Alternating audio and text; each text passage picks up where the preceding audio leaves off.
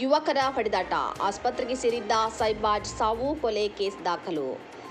ಧಾರವಾಡ ಜಿಲ್ಲೆಯ ಚಿಕ್ಕಮಲ್ಲಿಗವಾಡ ಗ್ರಾಮದ ರೈಸಿಂಗ್ ರೆಸಾರ್ಟ್ನಲ್ಲಿ ಕ್ಷುಲ್ಲಕ ಕಾರಣಕ್ಕೆ ಯುವಕರ ನಡುವೆ ನಡೆದ ಮಾರಾಮಾರಿಯಲ್ಲಿ ಗಂಭೀರವಾಗಿ ಗಾಯಗೊಂಡಿದ್ದ ಯುವಕ ಸೈಬಾಜ್ ಚಿಕಿತ್ಸೆ ಫಲಕಾರಿಯಾಗದೆ ಮೃತಪಟ್ಟಿದ್ದಾನೆ.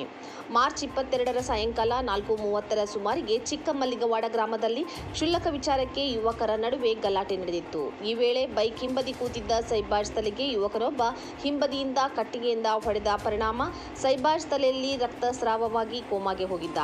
ಕಳೆದ 9 ದಿನಗಳಿಂದ ಹುಬ್ಬಳ್ಳಿಯ ಕಿಮ್ಸ್ ಆಸ್ಪತ್ರೆಯಲ್ಲಿ ಚಿಕಿತ್ಸೆ ಪಡೆಯುತ್ತಿದ್ದ ಸೈಬಾಜ್ ಮಂಗಳವಾರ ರಾತ್ರಿ 11 ಗಂಟೆ ಸುಮಾರಿಗೆ ಚಿಕಿತ್ಸೆ ಫಲಕಾರಿಯಾಗದೆ ಮೃತಪಟ್ಟಿದ್ದಾನೆ. ಸದ್ಯ ಪ್ರಕರಣಕ್ಕೆ ಸಂಬಂಧಿಸಿದಂತೆ ಧಾರವಾಡ ಗ್ರಾಮೀಣ ಪೊಲೀಸ್ ಠಾಣೆಯ ಪೊಲೀಸರು ಕೊಲೆ ಪ್ರಕರಣ ದಾಖಲಿಸಿ ತನಿಖೆ ನಡೆಸುತ್ತಿದ್ದಾರೆ.